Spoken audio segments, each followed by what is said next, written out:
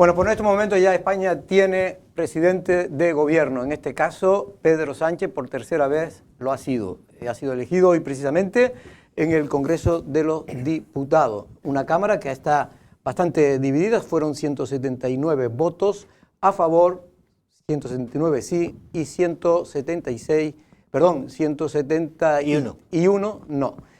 Hoy tenemos aquí, por cierto, a analistas, periodistas, en este caso, además de nuestro compañero Valentín Ollanés. Buenas tardes, Valentín, ¿cómo estamos? Buenas tardes, Jorge, muy bien. Que ya lo conocen desde siempre porque está por aquí, pero también personas que vienen de vez en cuando. En este caso hemos querido analizar este asunto con periodistas de Canarias, de Tenerife, don Paco Pomares. Francisco Pomares, buenas tardes, ¿cómo estamos? Muy buenas tardes, Jorge.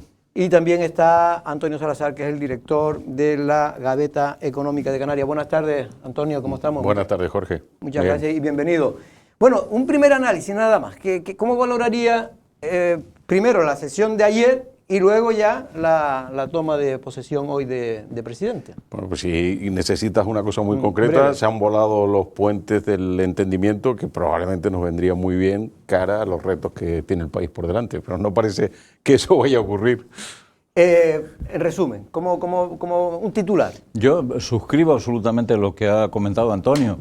El problema es que nos hemos encontrado de repente que quien tiene que representar al conjunto de la nación, quien tiene que ofrecer un proyecto político para el conjunto de la nación, ha optado por situarse en uno de los dos lados de este frentismo desatado. De hecho, no ha optado por colocarse, es que ha creado este frentismo desatado, ¿no? Entonces vamos a una polarización creciente que va a hacer muy difícil que en los próximos años se pueda gobernar con serenidad y con tranquilidad, ¿no? Valentín, un titular. Sí, como ya hemos dicho muchas veces, la verdad es que el señor Sánchez es un corcho, ¿no? Es un corcho, y esa frase que ha dicho de hacer de la necesidad virtud, pues efectivamente haya hecho de su necesidad virtud y ha vuelto a alzarse con la presidencia del Gobierno de Canarias, ¿no? Muchos periódicos han titulado a nivel de España, Antonio, que es una investidura, es un presidente bajo la vigilancia o la amenaza de Puigdemont y del independentismo catalán. Siendo cierto, porque parece que así ha ido discurriendo la negociación primera y un poco lo que nos traslada esta sesión de investidura, yo en eso en principio no tendría nada que decir. A mí me parece que dentro de los acuerdos que se puedan llegar a establecer, te gustarán unos más o unos menos. Incluso asumiendo que la amnistía fuese escrupulosamente constitucional, que es lo que ellos andan diciendo, incluso aceptándolo, yo no tendría problema. El problema para mí es otro, ¿no? Que es que España ha iniciado una senda de la que no estoy seguro que haya una vuelta atrás, y amenaza al país con dejar de ser lo que ha venido siendo, una democracia de tipo liberal, donde están separados los poderes, para otra, a mí no me gusta esa expresión de dictadura, ¿no? Porque de verdad que en lo formal seguiríamos votando, pero iríamos a una democracia al estilo de las iliberales que ya conocemos en la Unión Europea, o una expresión que me gusta mucho más, que es democracia ilimitada, donde por el mero hecho de obtener, sumar una mayoría, puedes llegar a ser prácticamente lo que deseas, ¿no? Y eso me parece mucho más preocupante que lo de Puigdemont. Paco, ¿es para estar preocupado? Sí, yo creo que es para estar preocupado, y además coincido también con Antonio en este asunto. Es decir, la amnistía, si se hubiera planteado de una manera distinta, si no hubiera sido ofrecida al conjunto de los españoles como una claudicación para poder gobernar, bueno, pues podría tener un pase desde el punto de vista de la defensa de la pacificación en Cataluña. Pero como se ha planteado, lo que ha conseguido la propuesta de amnistía no es pacificar Cataluña, sino incendiar al conjunto de España. Traspasar los problemas, las tensiones, los conflictos que existían en Cataluña, traspasarlos al conjunto nacional. Quizá eso era de alguna manera lo que se pretendía, porque contribuye a generar un frentismo en el que el actual presidente del gobierno se mueve mejor que nadie. Pero lo realmente preocupante es lo que va a pasar en los próximos meses, el conflicto institucional que se va a producir en los próximos meses entre el Poder Ejecutivo y el Poder Legislativo, hermanados, hoy son la misma cosa, y el Poder Judicial. Yo tengo el convencimiento de que los jueces no se van a quedar quietos, son un poder del Estado y van a actuar todos los mecanismos que tengan a su alcance para generar una crisis institucional muy fuerte. La izquierda podrá decir que no tienen derecho a plantearlo, claro que lo tienen, de la misma manera que la izquierda ha tenido el derecho a plantear acuerdos que parece que no se sostienen en la lógica, sino que se sostienen en los intereses de Pedro Sánchez. El Poder Judicial tiene derecho a defenderse de agresiones que podrían llegar incluso a ser condenadas por la Unión Europea. Valentín, no sé, yo que pude ver gran parte ayer y, en fin, ahora lo bueno que tiene uno que puede volver para atrás, con los smartphones para atrás y para adelante, vi a un Pedro Sánchez realmente bastante suelto. No estaba, yo creo que como que ya hizo casi un trámite, porque ya sabía que iba a salir. Sí. A pesar de que al final, pues yo creo que hubo algo de teatralización por parte de Junts, que en fin, se reunió con el señor Cerdá diciéndole que en fin, que no estaba hablando de acuerdo cuando lo que eran negociaciones entre un Estado casi y otro, ¿no? Sí, yo que no sé si soy de los pocos o qué, pero soy demasiado masoquista, pero sí que ayer, por lo menos esta mañana no, porque estaba trabajando, pero ayer sí que estuve pendiente de todo el debate. Y a mí lo que me parece es que Sánchez hizo un debate para los suyos. Sí. Porque lo suyo, o sea, para sus militantes, ¿no? Porque sus militantes están diciendo, bueno, pero es que nos han engañado, eso es evidente. Bueno, y es que además, tanto Pepe como vos tenían hecho sus réplicas y sus discursos, porque solo con ponerle lo que había dicho 3 meses antes ya lo dejaba en evidencia. Era una incoherencia, efectivamente engañó a su electorado, pero él lo que quería hacer era, vale, la necesidad virtud, y bueno, y dado que había que formar gobierno, pues he dicho que sí a la amnistía. Pero he dicho que sí a la amnistía para que también tengamos un gobierno progresista, sigamos con nuestro proyecto social y no venga la ultraderecha, porque si no hago esto, viene la ultraderecha. Sí. ¿Ustedes qué quieren, votantes socialistas? ¿Que venga la ultraderecha o prefieren comerse la amnistía? Y efectivamente ese era el discurso pensado para... Y después no hizo mucha referencia a la ley de amnistía, no habló de ni siquiera... Hasta 1 hora 25 no habló de ello. Pero, no sé, ¿cree que todo esto tendrá algún castigo? Porque realmente, me refiero del militante socialista, del votante socialista. No, yo creo que no. Mi impresión es que se ha polarizado el país, se ha polarizado además intencionadamente en los últimos 5 o 6 años. Piensan que en el tiempo que lleva Pedro Sánchez gobernando, que son 6 años aproximadamente, se han producido 4 procesos electorales. Ha habido 4 debates de investidura, es que se dice pronto, ¿no? Es decir, parece que se nos olvida, pero tocan a año y medio por debate de investidura de los que se han producido en los últimos tiempos, ¿no? Y eso genera una especie de politización constante, una politización que además no se basa en la obtención de acuerdos, sino que se basa en la diferencia, en generar conflictos, en demostrar que el de enfrente es el malo, el adversario, el tipo al que hay que destruir. Y eso polariza y produce un fenómeno inédito en la democracia española.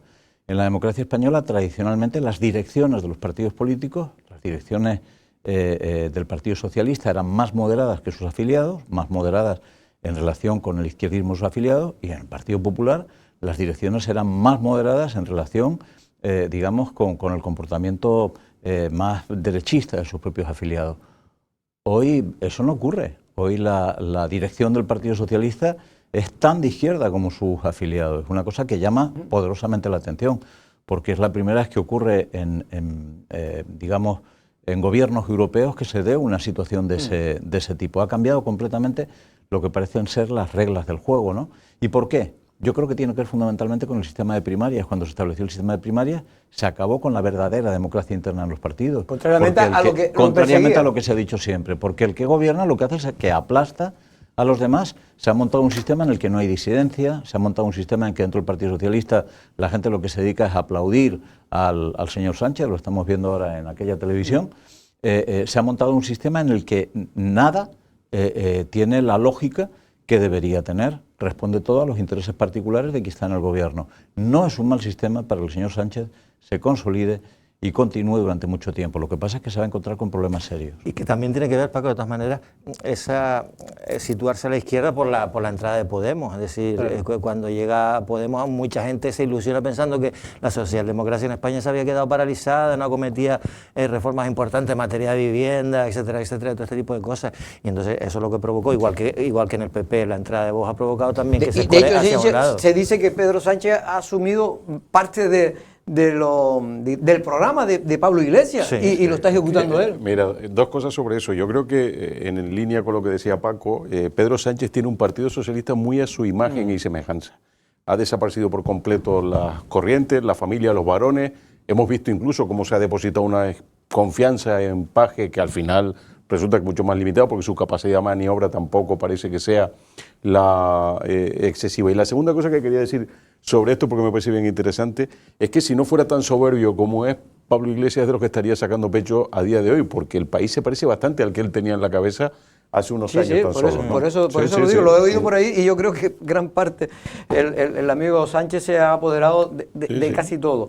Bueno, ahora hay íbamos a ver la pieza, pero lo van a ver en el informativo, donde Valido, en este caso la diputada de Coalición Canaria, pues finalmente votaba a favor de la investidura. Es verdad que ha advertido que lo hace por cuestiones, vamos a llamarlo de alguna manera, para que se pueda cumplir la famosa agenda canaria, porque si no, no daba el sí, pues eso estaba complicado que se cumpliera. Yo creo que aún dando el sí también va a ser complicado, pero en cualquier caso, insisto, la señora Valido que estamos viendo ahora en pantalla, precisamente, pues defendía. Paco, no sé si ha tenido oportunidad de leer o oír su discurso. ¿Qué te pareció la posición de Coalición Canaria? Coalición Canaria está instalada en un desideratum que además es difícil de materializar. Si analizamos lo que ha ocurrido en las últimas investiduras, las últimas no, desde que existe Coalición Canaria siempre ha apoyado al partido que está en el gobierno. Siempre ha apoyado al partido que está en el gobierno. Excepto en la última ocasión en la que Ana Oramas rompió con ese criterio. Además lo rompió Ana Oramas, porque Coalición Canaria querían que apoyaran al partido que estaba en el gobierno, quería que apoyara a Sánchez. Entonces esa es la particularidad que define la política regional canaria, es decir, gobernamos con unos aquí y apoyamos al otro allá, con lo cual nos colocamos en el centro, recuperamos, digamos, el papel de centralidad que nos permite jugar con unos y con otros. En esta ocasión además se producía otro fenómeno, que era el fenómeno de que el Partido Socialista quería el voto de Coalición Canaria. Quería el voto de Coalición Canaria porque tiene miedo a lo que se pueda producir. Necesitaría uno más, además de Coalición Canaria. Si en un momento determinado los diputados de Podemos deciden actuar por su cuenta. Ahora ya ni les preocupa mucho porque han fichado a 2 de ellos. Tienen a 2 de los 5 diputados de Podemos, los tienen perfectamente encajados dentro de Sumar y no van a jugar a la contra. Pero al final la posición de Coalición Canaria era absolutamente inane, no tenía ningún valor, no servía absolutamente para nada. Cualitativo. Y efectivamente, Cualitativo. Efectivamente. El voto de Coalición Canaria no aportaba nada a la mayoría. Sin embargo, sí permite una lectura que es la que persigue o perseguía Pedro Sánchez, que es la lectura de que el PP queda aislado con Vox, queda aislado con la ultraderecha en el Parlamento. Que esa es otra pregunta que puede traer, porque mientras exista Vox con esta fuerza más o menos que tiene, muchos dicen que va a ser imposible que gobierne este país el Partido Popular. Casi tendría que ser una mayoría absoluta prácticamente para obtenerlo o unos muy buenos resultados. Pero perdona, para no salirlo de Canarias, ayer precisamente entrevistamos al que es el senador autonómico, el lanzaroteño Pedro Sanginés, y él nos comentaba en relación a este asunto, a ese cambio, no sé si hubo cambio o no, pero bueno, en cualquier caso, ese apoyo a la investidura de Pedro Sánchez por parte de Coalición Canaria. Ha tenido que acceder, si queríamos que el gobierno asuma la agenda canaria como parte de su agenda política, a respaldar una investidura que por otra parte no podíamos evitar. ¿Y con quién se negocia la agenda canaria? Con la oposición imposible, con el gobierno que sea menester, y este es el caso, ¿no? Bueno, hay otro corte que ya lo podrán ver en el informativo, donde él prácticamente, Antonio, habla de que el Partido Socialista le dejó clarísimo las cosas. Y le dijo, señores, o me apoyan o lo de la agenda canaria ya se verá. Bueno, la agenda canaria ya se verá porque es la agenda que llevamos viendo nosotros hace mucho tiempo, ¿no? Sin que haya un resultado práctico sobre esto. Yo, honestamente, creo que en ese sentido posiblemente Coalición Canaria ha malbaratado su apoyo, porque quizás especular mucho y sobre todo ponerse en la piel de quien tiene que negociar un acuerdo de ese tipo. La agenda canaria no tiene ningún impacto electoral, es decir, es otra cosa porque nos hemos acostumbrado durante muchísimo tiempo a que se hable de ella sin que se produzcan grandes avances, ¿no? Todavía estamos pendientes de 25.000 millones hace unos años que también nos prometieron. Por tanto, yo sí creo que yo habría afrontado de estar en esa situación una negociación distinta, muy relacionada con la inmigración y con la obligación de meter una ley, como han hecho otros, en 3 meses en el Parlamento. Oiga, mire, yo le doy mi voto, pero es a cambio de esto con una ley que a usted lo obligue, porque lo otro lo veremos durante algún tiempo. Y el voto de Coalición Canaria es cualitativo por esa foto que hablaba. Es más, Antonio, se ha producido el fenómeno contrario. Sí, sí. Coalición Canaria ha afirmado que apoyará todos y cada uno de los decretos, claro. que lleve el gobierno de Pedro Sánchez. Oiga, lo normal es que hubiera puesto colaboraremos con la gobernabilidad del país, con la estabilidad del país, pero comprometerse a apoyar todos y cada uno de los decretos. Ha ocurrido al revés. Yo creo que ha habido muy poca capacidad negociadora y también muy poca capacidad para presentar lo que podría haberse vendido como una especie de sacrificio para intentar preservar no solamente la agenda canaria, sino los fueros, las inversiones previstas, el cumplimiento del presupuesto. Es que lo que se ha negociado, por ejemplo, es que realmente hagan llegar las partidas del presupuesto que están contempladas en el presupuesto actual. Es que no puede ser que la administración pública gestione eso, ¿no? Llegó algo, ¿eh?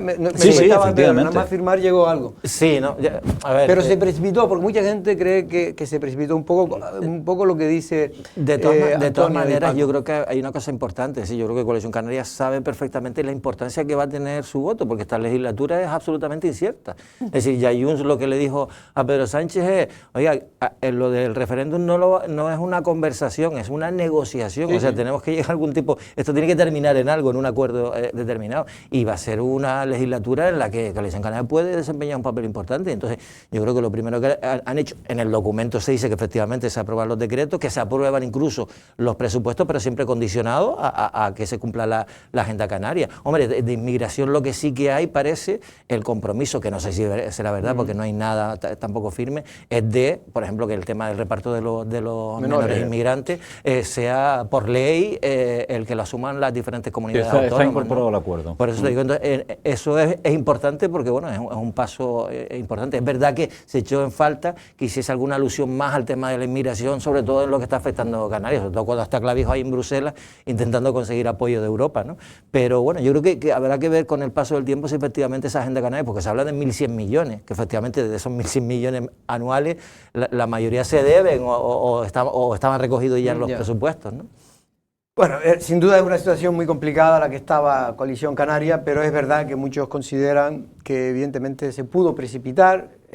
Muchas veces en estos temas nunca se sabe si te quedas corto o te pasa, porque también puede ocurrir lo contrario, que te quedes fuera de la fotografía y al final te quedes sin nada también, ¿no? Pero es que en esta legislatura no te quedas fuera de la fotografía. La legislatura va a ser una legislatura en que un voto puede llegar a ser imprescindible en cualquier momento. En cualquier momento. Ellos habían planteado inicialmente la abstención. ¿Qué es lo que ocurre? Que los compraron. Y voy a explicar una cosa, es decir, yo veo razonable que se pueda producir una situación en la que un partido político cambie su posición. Lo vemos continuamente, ¿no? No tenemos por qué ser especialmente exigentes con unos y no con otros. Lo que creo es que la mejor definición de lo que ha ocurrido es la que acaba de hacer Antonio, cuando ha dicho que han malbaratado su capacidad han abaratado el coste de ese voto. También es verdad que no era necesario, pero sí era determinante. Era determinante, como hemos comentado, para un objetivo político de Sánchez, que era el de aislar al Partido Popular. Y lo ha conseguido. Y lo ha conseguido. Y luego hay un factor, que es que quizá en las islas de esta provincia se percibe menos, pero en sociedades más conservadoras, como son la de La Palma o la de Tenerife, esta, entre comillas, traición al Partido Popular puede ser un peso, como no sean capaces de hacer una buena defensa del voto en contra de la amnistía, que se materializará en los próximos días cuando llegue la ley, y sean capaces de mantener cierta independencia y vender buenos resultados. Es decir, si se presentan como otra vez como los cornudos, como los engañados, lo van a tener un poco complicado. Y para terminar, ¿creen que esta legislatura, como dicen algunos, yo sé que esto pues nadie tiene una bolita mágica para saberlo, pero en cualquier caso una varita mágica para saber si se puede o no, en este caso, durar esta legislatura los 4 años realmente? Antonio, ¿o cree que esto está muy condicionado? Yo primero he aprendido una cosa, pero a sangre, que es que apostar contra Sánchez es tener perder, muchas papeletas es para perder. perder, ¿no?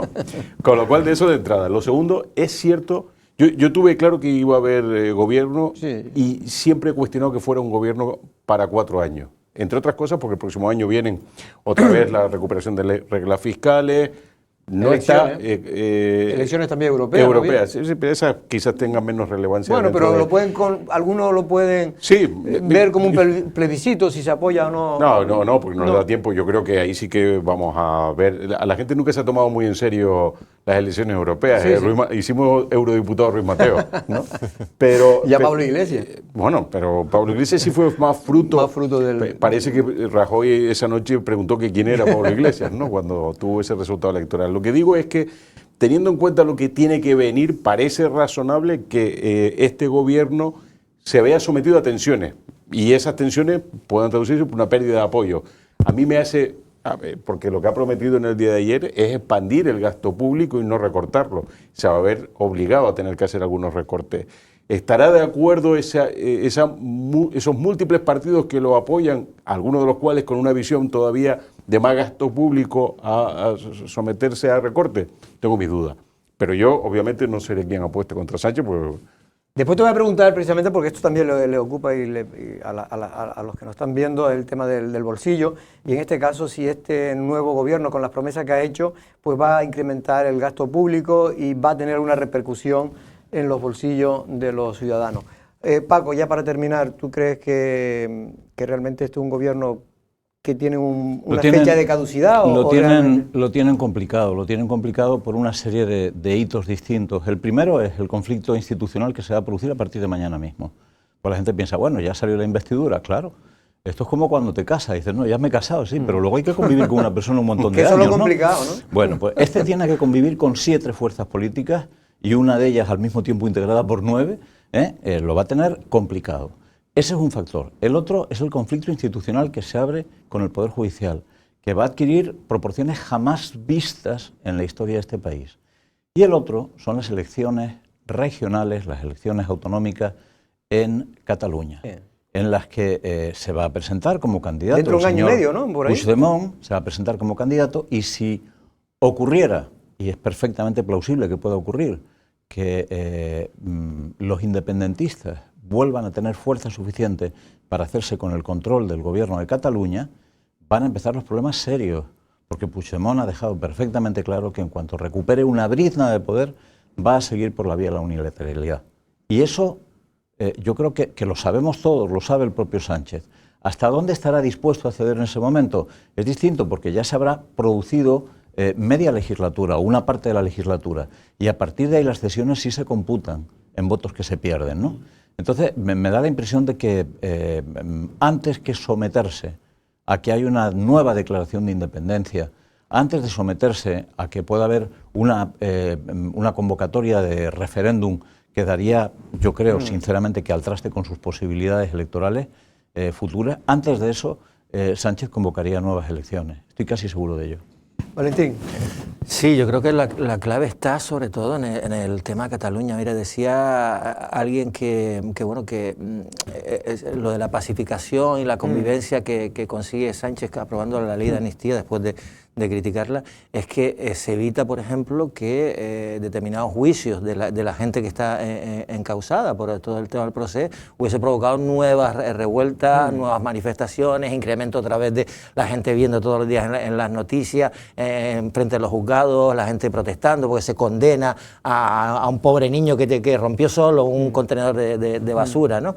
Y todo ese tipo de cosas, que eso alimentara más el sentimiento de independencia, sí, y tal, y esto se anula con la ley pero claro, el problema está en que el sector Esquerra no tanto, incluso ayer con Rufián vi que asume bastante de que el independentismo le va a costar llegar a un referéndum, pero en el caso de Junts, no, Junts está por la labor de conseguir en estos 4 años de alguna forma, pero va a haber una competencia también interna entre Junts y Esquerra Republicana, y eso, porque no es todo el independentismo, claro, está ahí concentrado, luego están todos los de Tsunami Democrático y demás, que además tienen una posición sobre eso muy rígida, ¿no? Claro. Y distinta. Sí, además no querían siquiera acuerdos. Y después otra cosa, es decir, lo de tirarse al monte que ha hecho Abascal también es preocupante, quiero decir, lo del el golpe de Estado, si todos sabemos lo que ha pasado, todos sabemos cómo ha mentido Sánchez, pero no hay un golpe de Estado, no hay una mayoría democrática, un partido que ha engañado a su su votante y que quiere modificar las leyes. Pero eso de, bueno, incluso acusó a Abascal o amenazó a corromper los pactos en las comunidades autónomas si el PP no conseguía paralizar en el Senado la ley de amnistía, cosa que no se puede hacer. Es por que otro vamos, lado. el PP no puede ir en contra de las leyes tampoco, ¿no? No sé, ¿qué piensas tú? No, yo con este tema del golpe de Estado, dije antes que a mí no me gusta nada esa expresión y no me gusta con independencia de quién la utilice, pero sí es verdad que cuando tú subviertes el orden y lo haces forzando la ruptura de la división de poderes, no digo que sea un golpe de Estado. Pero la terminología también es muy importante, porque empieza a parecerse, si la gente piensa que es un golpe de Estado, sí, tienes derecho a... Porque nosotros tenemos una historia demasiado estruendosa, seguro que a Paco se le ocurriría alguna expresión más graciosa, ¿no? Porque chusca incluso, que fue la del 23F, donde el golpe de Estado para nosotros es penetrar unos tipos en un congreso, pegar tiros y secuestrar a los diputados. Un golpe de Estado, para convertirte en una dictadura no necesitas necesariamente ese mecanismo. Vale con acabar con la división de poderes, por ejemplo, ¿no? O sea, es una vía de inicio a esa... De hecho, hay países que se han elegido democráticamente y mantienen después una postura... Sinceramente no creo que vayamos camino, ni siquiera con las cosas que han ocurrido, y no porque sea especialmente optimista, no creo que vayamos camino de convertirnos en una dictadura. Creo que vamos camino de perder plumas democráticas, es decir, de que la democracia, supongamos que es un pollo, Paco, pues acabe perdiendo un montón de plumas y se quede convertida en una cosa distinta a lo que es una democracia más conservadora, una democracia más restrictiva, una democracia más controlada por la administración pública, entonces por el empieza gobierno. a dejar de ser democracia. Cuidado, porque yo estoy de acuerdo con lo que dice Paco. Hay democracias de mayor y de peor calidad. Se convierte en una democracia de peor calidad. Sí, pero cuidado, porque la democracia no se pierde nunca, o sea, salvo en los casos estos de unos militares que entran en un congreso y se lo cargan, ¿no? La democracia nunca se pierde de golpe, se pierde de a poquito. Le pasó a los alemanes, les pasó a... Yo sí que no quiero utilizar los términos que utilizó ayer Abascal, ¿no? Pero lo estamos viendo en países como Venezuela. Es que a Chávez le preguntan en plena campaña electoral qué opinión tiene sobre eso y él se comporta además de una manera muy complaciente y demás. Nunca se pierde de golpe, Paco. Porque yo estoy de acuerdo y además creo que el paraguas de la Unión Europea en ese sentido nos viene bien, es fundamental, efectivamente, que nos pongan en revisión como a Polonia y Hungría. Deberíamos extremar la precaución para que no siga perdiendo calidad democrática. A ver, Sánchez forma parte de la internacional de partidos socialistas y democráticos, ¿no? Además es el secretario general, ¿no? Es el secretario general. No podría sostener un discurso con la Unión Europea enfrente. No lo podría sostener, no podría sostenerlo ni siquiera en este país, porque una cosa son los afiliados. El Partido Socialista hoy podría ser definido más como un partido sanchista que como un partido socialdemócrata. Es un partido que respalda de una manera unánime, prácticamente absoluta, su liderazgo, pero otra cosa son los votantes socialistas. Los votantes socialistas sí pueden ser influidos por lo que ocurra. Este país no va a perder, lo que quiero decir es que en este país no se van a producir mecanismos para impedir un control, para impedir la libertad en el voto. Yo no veo que eso haya llegado en estos momentos. Lo que sí creo es que se está reduciendo la calidad de nuestra democracia. Y el principal elemento que define eso es la intervención en la justicia. Claro, eso es gravísimo. Ahí es donde uno tiene miedo. Es gravísimo. Porque además es donde empiezan los peligros. Yo, de todas formas, lo del voto no es una condición... o sea, es una condición indispensable, pero no suficiente para ser una democracia. Y lo sabemos bien, ¿no? Pero es que fíjate, la ley de amnistía tiene que pasar por el filtro del Tribunal Constitucional. ¿Y qué decimos todos? Bueno, lo va a pasar seguro. ¿Y por qué lo va a pasar seguro? Ya le ha dado el visto bueno, creo que el presidente. ¿Y por qué lo va a pasar seguro? Por la representación política que tiene ese mismo tribunal. O sea que... Ya cada vez la gente cree menos en todo, en las instituciones, pero sobre todo en la justicia cada vez se... Este sistema de reparto de los cargos institucionales tanto para uno como para otro, ¿no? Meramente partidaria no funciona. Tenemos un Consejo General del Poder Judicial completamente bloqueado, por un lado, sin renovar, y tenemos un Tribunal Constitucional renovado con ministros, con secretarios de Estado del partido, que es una cosa escandalosa. Escandalosa, pero hemos dejado que ocurra, y así, ¿cómo va a sorprendernos que un dictamen del Tribunal Constitucional diga lo que el gobierno quiere que diga? A mí no me sorprenderá cuando ocurra. Bueno, me gustaría conocer, pero rápidamente, un poco también el papel que ha jugado en este caso el Partido Popular, pero su líder, en este caso el señor Feijóo, en esta investidura. Paco. Bueno, yo creo que no lo tenía... Sí, el discurso fue un discurso bien montado, bien estructurado y dirigido no a sus afiliados, sino al conjunto del país. Lo que pasa es que a lo mejor Feijóo debería ser consciente de que ese país para el que habla es un país que está en parte hipnotizado, ¿no?, por la polarización creciente que tenemos. A mí hay algo que me resulta asombroso. Me resulta asombroso que la izquierda sanchista critique de manera continua a la ultraderecha y no sea consciente de que hay dos partidos estrictamente conservadores y uno de ellos con un nivel identitario que roza el racismo, como es Junts, integrados en la coalición que sostiene al gobierno, ¿no? Es decir, yo creo que de Vox se pueden decir muchas cosas. Desde luego es un partido que no tiene ni mi simpatía ni la inmensa mayoría de los ciudadanos de este país, pero es un partido que proclama y defiende el valor de la Constitución. Quizá están trasnochados en muchísimas cosas, tienen posiciones sobre racismo, tienen posiciones sobre cuestiones que tienen que ver con la mujer o con el papel de la mujer en las sociedades modernas, que parece que son absolutamente anticuadas, pero a mí me parece mucho más peligroso el papel de Junts para el Estado y para la democracia española que el papel que pueda tener Vox, muchísimo más peligroso. ¿Papel del PP? Yo estoy muy de acuerdo con lo que acaba de decir Paco, aunque es verdad que terminas derivando hacia Vox, pero es que es inevitable al analizar al Partido Popular ver hasta qué punto se tiene que comportar de la manera que lo hace, fíjate, como recordaba hace un momento Valentín, ¿no?, de inmediatamente los avisos sobre posibles rupturas. Son una panda de frikis y de exaltados que al final generan un problema. Yo también los prefiero en las instituciones. Yo he dicho, son unos exaltados, pero yo casi prefiero que estén en las instituciones y sabemos dónde están, ¿no? Pero con un poquito menos de fuerza estarían mejor. No, a eso me refiero. Porque además creo que en muchos casos a muchos políticos les pasa. Lo esencial es poderlos ver. Claro.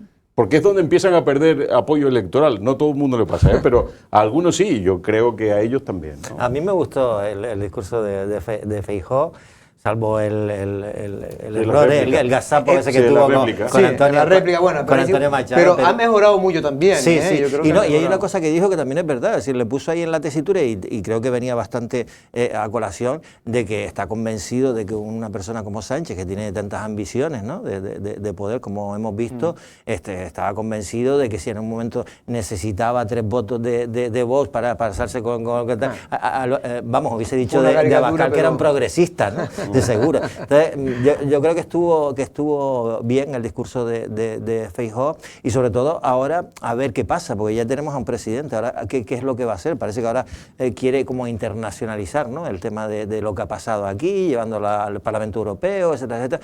Pero bueno, tampoco hay mucho más donde rascar ahora, ¿no? Y Antonio, ¿tú crees que va a afectar el tema, no, digo en Canarias, puede afectar este voto a favor de Coalición Canaria a la investidura de Pedro Sánchez? ¿Puede afectar a los cimientos de los pactos y acuerdos que hay en Canarias con el Partido Popular? Sí, sinceramente no lo creo, pero entre otras cosas porque creo que en el gobierno hay una buena sintonía. El PP no es especialmente molesto con Coalición, que es una cosa que además a Coalición le gusta mucho. Es verdad en el arranque de este gobierno que le cedieron áreas que parecen estratégicas, que el PP parece también que le está más o menos desarrollando, por lo menos sin molestar a sus socios, y la relación parece buena. Que no le gusta el apoyo, no tengo la más mínima duda. Que eso sea causa para una ruptura del gobierno, tampoco lo creo. ¿Paco? Bueno, de hecho el propio Manolo Domínguez ha dejado claro que no es un asunto que vaya a generar excesivas tensiones. Yo creo que incluso, utilizando esa palabra que me ha encantado, malbaratar, Manolo Domínguez ha malbaratado el enfado que podía haber presentado por parte del Partido Popular ante este hecho. Pero eso no va a tener una afección. Es más, lo que se percibe en el Gobierno de Canarias es una sintonía creciente entre el presidente y el vicepresidente. Y lo que también se percibe es que se están produciendo algunos problemas de gestión que tienen que ver con el control de la Consejería de Hacienda. Es decir, yo creo que en Coalición Canaria ya se están arrepintiendo de haber cedido la Consejería de Hacienda porque, al parecer, desde Hacienda, alegando que existen problemas de liquidez y problemas similares, tienen asfixiadas a las consejerías que dependen de Coalición Canaria, ¿no? Y eso al final sí que eso crea más malestar que otro tipo de cuestiones.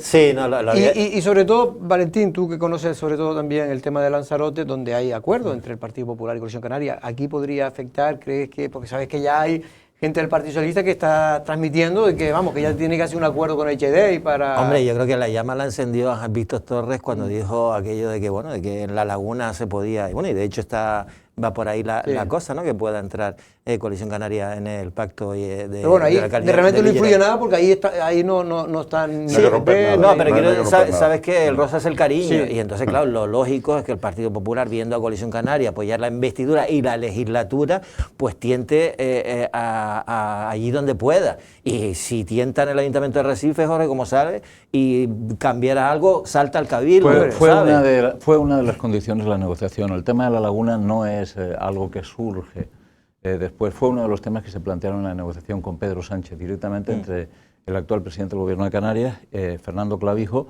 que siente por la situación de La Laguna una especie de frustración personal extraordinaria, ¿no?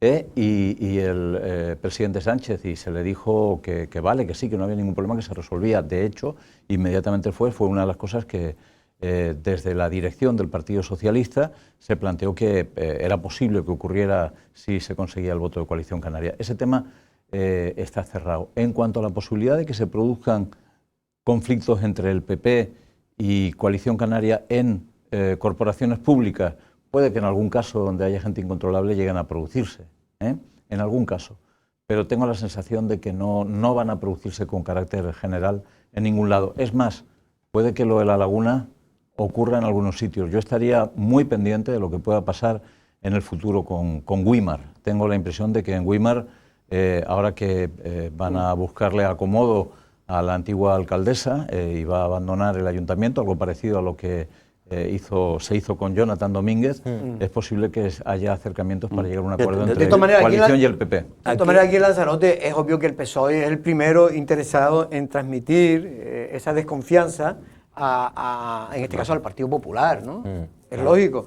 Pero en Lanzarote que tengan mucho cuidado, yo se lo advierto, porque el PSOE lo que va a hacer es poner el cebo para que pique Coalición Canaria y después al que van a echar fuera es a Coalición Canaria. Que no, que HD y Eugenio ya ha hecho declaraciones diciendo que tanto Carlos Espino como el señor Mendoza que eviten cualquier tipo de tentación. De tentación, efectivamente, esa es la palabra, porque que no se van a prestar a ese juego, pero que lo intentarán seguro. Bueno, seguramente que sí. Vamos a ir 2 minutos a publicidad y vamos a hablar de otros temas ya, porque la investidura de momento creo que aquí lo hemos tratado y ya no da para mucho más.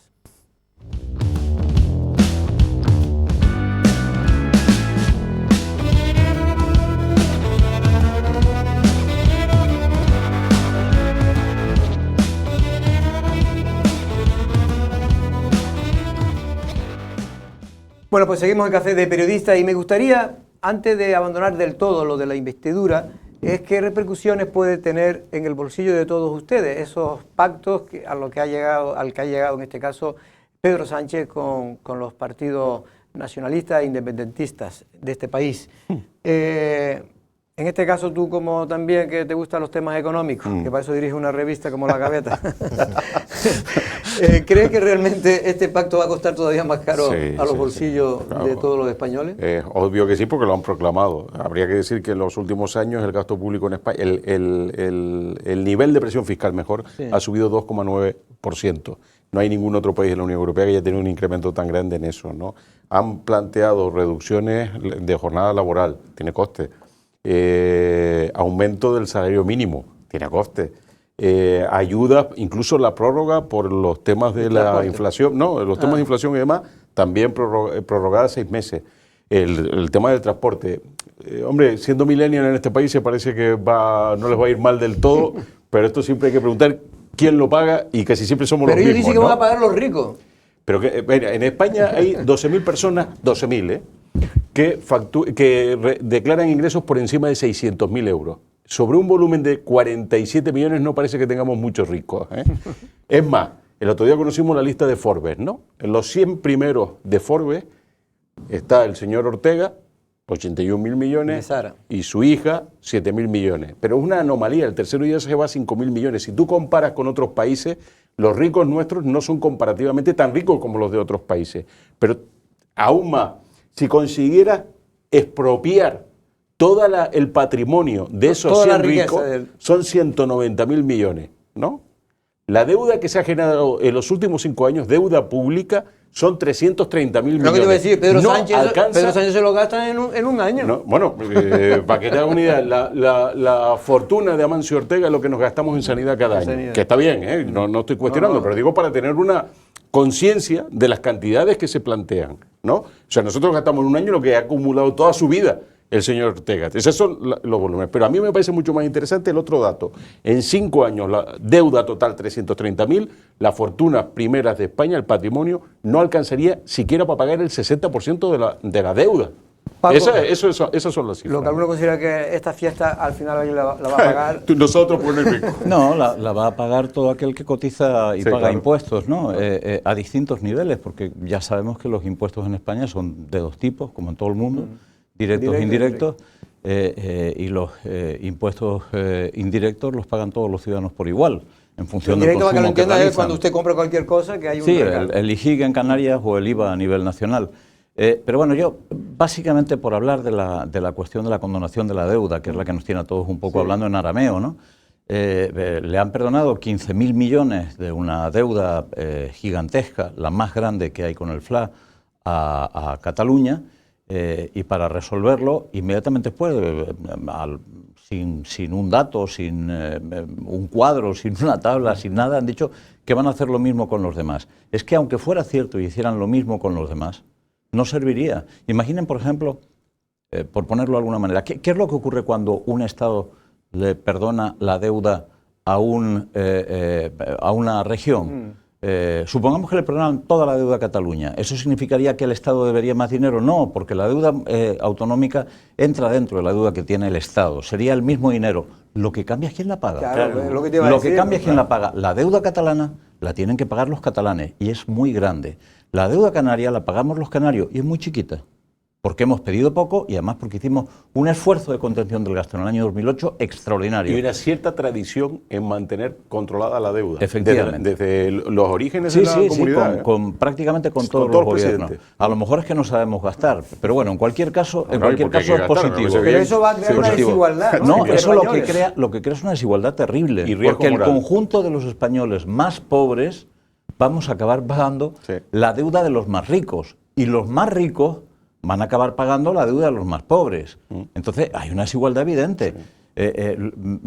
47 millones de españoles van a pagar los 15.000 casi, millones. redondeando, los casi 100.000 millones de la deuda catalana. Bueno. Mientras, estoy redondando para hacer un ejemplo, mientras que esos mismos 47 millones de españoles van a pagando la deuda de 8.000 millones, 10.000 millones de Canarias. ¿Qué es lo que sucede al final? Que los catalanes, que tenían que hacerse cargo de su deuda, pagan las deudas baratas. Y nosotros, que tenemos que hacernos Y cargo de eso, la Paco, nuestra, pagamos las hay caras. que decir que con esos dineros, Canarias, que ha tenido que recortar para no aumentar, pues ha hecho recortes precisamente en servicios Pero lo peor, básicos. perdona solo Valentín, es lo que se conoce como riesgo moral, Claro. ¿no? Es decir, que el mensaje es demoledor. Eso lo decía yo el otro día, sí. Haga usted lo que le dé la gana, que nosotros estamos aquí para, Claro, para que siempre, sacar la lleguera, claro, ¿no? claro, Sí. efectivamente, el riesgo moral que significa que y encima está diciendo que puede gastar todo el dinero que quiera, Eso es. que no pasa nada, que al final siempre hay alguien que se lo va a pagar. No, y que creo que los 15.000 millones, eso que es el 20% de la deuda catalana, es pues, De los como la 80.000, mitad ¿no? del total que se le va a condonar al resto de comunidades autónomas. La mitad se la lleva Cataluña. Y claro, esa deuda que va a la deuda común y que vamos a pagar todos, como hemos dicho aquí, después hay que pagarla de alguna Alguien forma. tendrá que Y es pagarlo. o subes impuestos o recortas gastos, y se le subes impuestos o recortas gastos a todo el territorio nacional. O sea que... No, es que esto es bien interesante lo que plantea Valentín, porque este gobierno solo sabe subir impuestos, y de hecho ayer anunciaron subida de los impuestos, verdad que señalan a los ricos, y el impuesto de sociedades.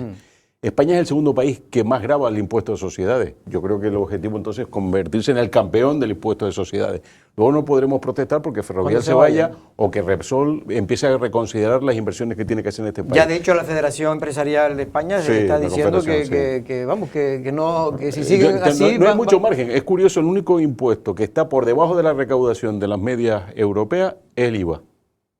Y ese es verdad que nos afecta a todos, pero es el único que tiene margen, porque lo que han hecho con esto, históricamente, no solo ellos, sino todos los gobiernos, es empezar a buscar qué objetos excluir del IVA. Y al final tienes un queso gruyere porque no estás...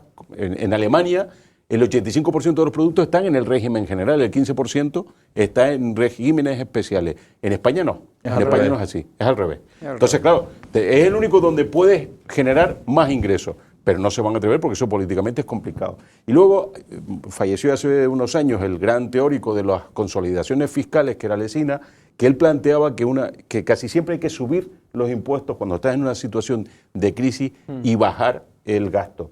Y él hablaba de que la solución virtuosa era cuando reduces los gastos en un 85% sobre el total.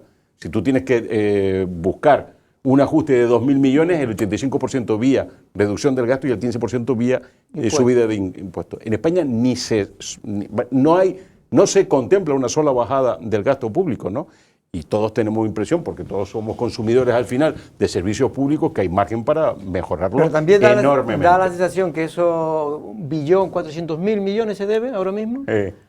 Al final, 1,5 creo, ¿no? Yo no sé quién lo va a pagar, pero sí, me da a mí, nosotros. ¿Nosotros? Pero, ¿y hay capacidad para poder pagar? No, yo creo que esto al final la gente dice, claro, esto no lo va a pagar nadie. No, hay una trampa que hacen todos los gobiernos, ¿vale? Que es que en las épocas que tienes mucho crecimiento, solo el crecimiento hace que el volumen de hecho, baja solo con crecimiento, no por amortización, claro. ¿vale? O sea, que porque ya ocurrió sobre el volumen total del PIB. Es decir, no baja la cantidad de dinero que se debe, baja el porcentaje sobre el PIB. Claro. Y entonces se venden una historieta fantástica. Pedro Sánchez el año pasado. Claro. Pero eso lo hacen todos. Yo ahí no sería especialmente crítico. Por eso subió de manera extraordinaria la deuda pública durante la pandemia, porque bajó el PIB. Efectivamente. Bueno, pues esto es lo que hay, ya veremos, todavía queda mucho tiempo para saber esas medidas, porque se ha hablado en general, pero todavía no se concretó en el debate de investidura del señor Pedro Sánchez. Es una de las cosas que se critica, de que se habló más de cosas generales, pero no de medidas concretas, de cómo va a aplicarse, por lo que decía el tema de la rebaja de la deuda pública que tienen las comunidades. Y otro aspecto y otras sesiones que ha habido, en este caso, a Cataluña, ¿no? Bueno, por cierto, que hablando de Madrid antes, pues simplemente decir que hay una empresa lanzaroteña que tiene un hotel, en este caso en Madrid, muy cerca de la Gran Vía, se llama el Siete Islas, y la revista Magazine Forbes lo ha situado entre los 10 mejores hoteles de Madrid. No quiere decir posiblemente que sean los 10 mejores hoteles, en fin, en concepto de calidad, de todo, pero sí está ahí en la revista los 10 mejores hoteles y aparece un hotel que es de capital íntegramente lanzaroteña, de una familia lanzaroteña, pero sobre todo lo que quiero decir es que a veces el esfuerzo, el trabajar bien, ha hecho que pueda competir con cadenas muy importantes, en este caso de Madrid y de España, ¿no? No es fácil meterse en el mundo de la hostelería, en este caso en Madrid. Yo que he estado en ese hotel en varias ocasiones, tiene una cosa también, que una de las cosas que destacan, y es que tiene coctelería propia, ¿no? En este caso que se vean allí, el que lo encargan ellos a una licorería especial para ellos y hacen determinados productos, hace muchas también exposiciones de cultura alternativa, de pintura alternativa, y en fin, es un... No, pero está claro que tú vas por lo de la coctelería, no por la pintura, ni la escultura. También, la verdad que, oye, también para cuando llegas allí ya por la noche, ya para acostarte no está mal. Pero mira, tiene un mérito... Es de la familia Rosa, en este caso. Pero es un tema además bien interesante porque compite en un área que no es donde se especializaron. No tiene nada que ver un hotel urbano de un hotel de playa, ¿no? Y con lo cual a mí me parece que tiene mucho mérito estar en ese entorno compitiendo y compitiendo bien, ¿no? Fue una apuesta que se hizo en su día porque eso era un viejo edificio y lo han transformado y efectivamente hace unos años, también sufría una transformación, se modernizaba todavía aún más y efectivamente todo eso es lo que le han premiado de la revista Forbes.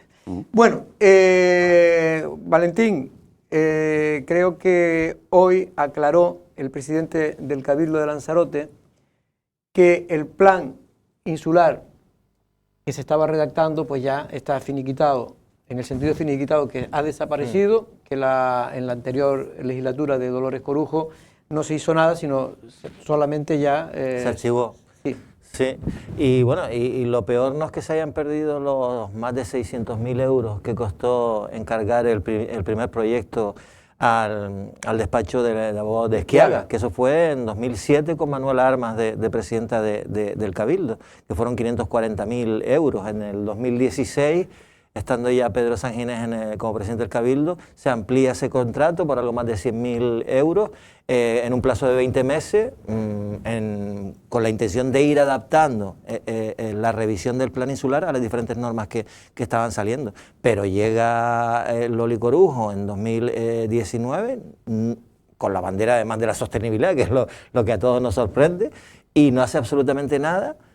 Salvo en diciembre, creo que es, o en octubre del 2022, archivar todo el proceso administrativo que se había iniciado. Es decir, no se adaptó ni a la ley del suelo, y al archivarlo todo, Jorge, no solo pierdes el dinero, lógicamente, sino que todo el trabajo anterior no sirve absolutamente para nada. El Cabildo, por lo visto, estaba estudiando la posibilidad de dar marcha atrás al acuerdo de archivo, pero parece que ahí entra ya la inseguridad jurídica por algún lado y que tienen que permitir a todo el mundo un plan que se aprobó en 1991, todavía está vigente, sí, de aquella manera, porque prácticamente nada tiene que ver aquella isla que teníamos en 1991 a la de hoy, ni a la exigencia que hoy tiene la isla de Lanzarote, y seguimos con el mismo plan, con las restricciones que esto provoca, sobre todo, ya no solo en el tema inmobiliario puro y duro, sino en todo tipo de inversiones públicas, en colegios, en suelos públicos para hacer cualquier cosa, hospitales, para los agricultores, que tienen unos problemas gravísimos con el anterior plan. En definitiva, yo creo que ha sido una de las irresponsabilidades para mí más grandes que se cometió en el anterior mandato. Se está trabajando con un plan que tiene 32 años, sí, cuando esta isla tenía la mitad de habitantes y la mitad prácticamente de territorio ocupado que tiene ahora. Es que no tiene... es un hándicap extraordinario. Lo que parece asombroso es que se haya gastado tanto dinero para poner en marcha un plan integral. Bien, yo no quiero presumir, en Tenerife llevamos demasiado tiempo con el plan insular, ¿no? En Gran Canaria creo que llevan realizados en ese tiempo, en los últimos 2 años se han realizado... En los últimos 20 años se han realizado 2. Efectivamente, pero hombre, yo creo que Lanzarote se merece un plan, ¿eh? Es decir, no tiene ningún sentido que se vuelva a la situación de partida, que habrá que esperar otros 30 años para que haya un plan nuevo. Es un poco... La idea, si lo tenían avanzado. No sé si en los cortes que tenemos... Tú tienes que recordar, Jorge, la cantidad de debates sobre el nuevo plan, la cantidad de tiempo perdido hablando del nuevo plan, de tiempo y de dinero. Estamos hablando de 600.000 euros. Y es que hay una clave, es decir, ¿por qué? Uno se pregunta, ¿por qué el Partido Socialista, repito, con la bandera de la sostenibilidad, de hacer un plan insular, de poner coto al crecimiento turístico, no aprueba en su momento, o no adapta el plan a la ley del suelo? Es que el Partido Socialista aprobó la ley del suelo, pero recordemos que Loli Corujo estaba en contra. De hecho, no estuvo en la Loli Corujo, la Fundación César Manrique, recordemos, hizo campaña en todas las islas en contra de la ley del suelo. Y parte de hecho, los motivos por los que no se ha aprobado el plan es porque el PSOE, y sobre todo el núcleo que llaman duro del PSOE, no ha querido que se apruebe ningún plan en la isla de Lanzarote. Perdón un momento, Antonio, pero vamos a oír, porque creo que tenemos unos cortes del presidente del Cabildo, Osvaldo Betancor. Hasta aquí hemos podido llegar, no tenemos posibilidad de hacer esa modificación porque es imposible recuperar un expediente que está archivado y se han tirado a la basura desde 2007 hasta 2022 todo este tiempo de trabajo, y no solamente los recursos, sino el consenso, con lo difícil que es tener consenso en esta isla de Lanzarote en relación al territorio. Hay un compromiso personal de este presidente de aprobar inicialmente el documento más importante que tiene Lanzarote, su plan insular, en 3 años. En estos 4 meses quería saber hacia qué es lo que tenía encima de la mesa y hacia dónde enfocábamos, primero el compromiso personal y lógicamente el compromiso del grupo gobierno, porque aquí venimos a gestionar el territorio y no a aprovecharnos de un desorden territorial. Bueno, en la pieza informativa habla más, en este caso, el presidente del Cabildo, y explica mejor el tema, pero lo cierto es que lo que me cuentan off the record es que Lanzarote no va a tener plan insular, en el mejor de los casos, porque creo que van a encargárselo a una empresa pública para que no tenga que pasar por todo el plan. sí, para no que tenga que pasar por el recorrido administrativo, burocrático, que hasta 1 año o 2 años no se podría adjudicar a un nuevo, en este caso, equipo redactor. Insisto, se está hablando de como mínimo 8 años. Definitivamente. Sí, para tener plan, Lanzarote, un nuevo plan. Lo que ha dicho el presidente es lo de aprobarlo inicialmente, que también es complicado, porque ahora tiene que salir a consulta. El otro no se aprobó ni siquiera inicialmente, nunca, ¿no? No. El otro ni siquiera inicialmente. Y estuvo 30 años. Me gustaría que la gente fuera consciente, porque es algo de lo que se habla poco, que uno de los problemas que tienen que ver con la ausencia de suelo público para construir vivienda de protección oficial tiene que ver con los planes insulares, que no dotan de suelo a los ayuntamientos donde se pueda construir vivienda pública. Al final se nos calienta continuamente la boca con, vamos a construir tantas viviendas, no sé qué, no sé cuánto.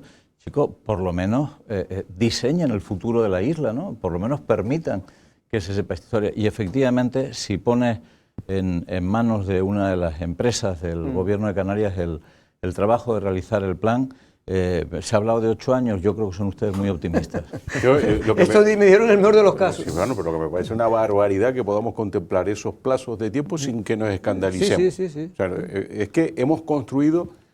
en esto yo creo que algunos políticos llevan en la penitencia, en el pecado la penitencia, ¿no? Porque al final resulta que quieren poner en marcha cosas que no pueden por las propias barreras que han ido generando durante tantísimos años, que hasta el momento solo afectaba a los empresarios particulares, y ahora ya vemos que no hay manera. Ahora tú dices, no, yo quiero hacer lo que necesite una isla, una carretera, vivienda pública, y los plazos te consumen porque sus periodos son de 4 años. Mira, aquí hay una contradicción, que es un tema menor, pero es importante para nosotros, que es que Lanzarote se está considerado en el mundo del ciclismo como una de las islas mejor para hacer ciclismo, porque hay viento, hay ciertas pendientes en algunos sitios. No, pues, sáquenlo rápido para quitar los ciclistas de Tenerife. Bueno, sí, no, pero claro, no, aquí se ha convertido en un peligro, porque se hace esa propaganda de que es el sitio mejor, y luego viene un montón de gente y cuando ven esto es un peligro completo estar en bicicleta en Lanzarote. De hecho, hay accidentes mortales cada 2 por 3. Yo, que soy uno de los que hacía bicicleta, ya no hago ni de broma, porque es un peligro el circular por las carreteras. Porque es un peligro y porque los años no pasan en balde, Jorge. No, pero todavía yo el fin de semana me hacía mis kilómetros, ¿no? Me hacía mis 15, 20 kilómetros. Pero bueno, en cualquier caso, insisto, la situación es realmente lamentable con lo que ocurre con el planeamiento, porque no solo es el PIOL, no solo es el plan insular, es que aquí ni siquiera se aprobó un plan especial de la Jeria. Aquí la izquierda se hablaba y se le quemaba la boca hablando del tema del medio ambiente y no fueron capaces de aprobar un plan especial de la Jeria que la presidenta del Cabildo, en la anterior, cogió, estaba ya prácticamente para aprobar y lo metió en una gaveta. Parece ahora que el nuevo presidente lo va a sacar, ¿no? Ese sí creo que se puede... Sí, no, ese ya está... encargado para poder... Encargado y está la fase ya para que la gente opine sobre el plan. Que es la primera fase para aprobar. Previa, es una fase previa todavía, después tal, pero bueno, ese plan de hecho se aprobó y fue tirado en los tribunales, por cierto. Pero en cualquier caso pasa lo mismo con el archipiélago Genijo. El archipiélago Genijo, que es el primer parque natural que creo que se declaró en la época de Jerónimo Saavedra. Estamos hablando de Jerónimo Saavedra cuando usted era amigo de él. Yo sigo siendo amigo de él. Cuando usted era muy joven, cuando usted era muy joven. Y recuerdo yo que Jerónimo pues fue en el año 86, cuando se aprobó. Bueno, pues ese plan todavía no tiene el PRU, que es el cómo se tiene que desarrollar la isla. Es decir, nombran para nada. Ahora lo que hace solo es poner las cosas negativas y así tanto, de alguna manera, la población general después tiene malos conceptos de los planeamientos porque lo ven como algo negativo, como las declaraciones sobre todo de parques naturales o parques nacionales. Pero en fin, yo creo que a pesar de todo, Lanzarote seguirá para adelante. Don Paco, muchas gracias por estar aquí y a hacer un análisis de lo que sin duda es la noticia del día, que ha sido la investidura de Pedro Sánchez. Valentín Ollanet también, muchas gracias. Gracias, Jorge. También a don Antonio Salazar, que nos ha venido de Tenerife. Y nosotros, no es una amenaza, pero mañana a la misma hora. Buenas tardes.